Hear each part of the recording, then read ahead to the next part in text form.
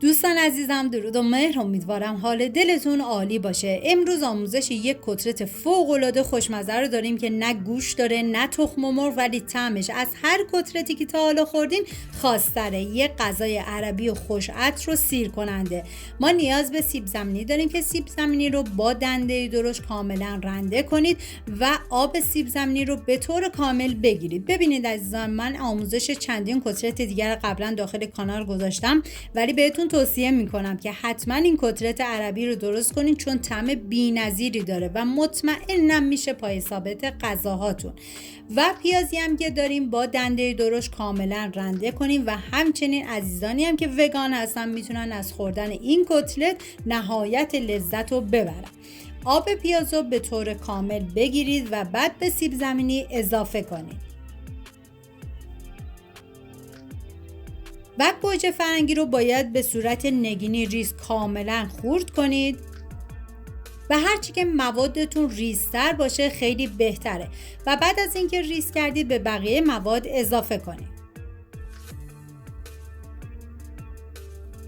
فلفل دلمه سبز رو به صورت نگینی ریز کاملا خوردش کنید.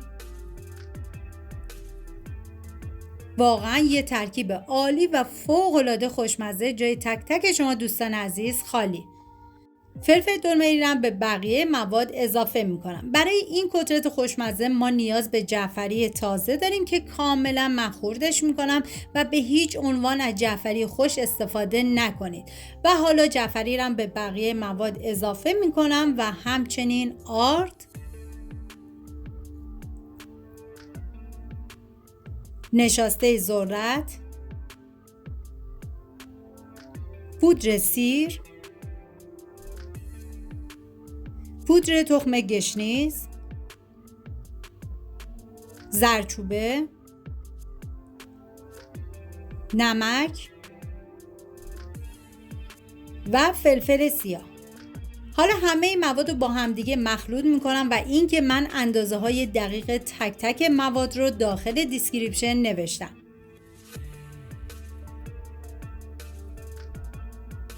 و حالا داخل تابه من مقداری روغن کنجد ریختم. شما از هر نوع روغن سرخ کردنی دیگه که دوست داشتین میتونین استفاده کنین.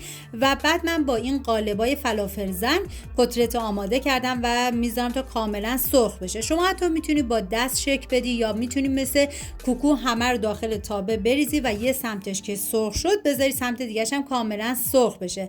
و اینکه این کتلت جذب روغنش خیلی خیلی پایینه و میتونی با خیال راحت میل کنید. و حالا من برمیگردونم و میذارم سمت دیگه‌ش هم کاملا سرخ بشه و بعد از اون دیگه از روغن جداشون میکنم. دوستان عزیزم، اگه این کوکوی خوش عطر رو خاص به دلتون نشست حتما لایک کنید و تو کامنت ها بگین که دوست داشتین یا نه.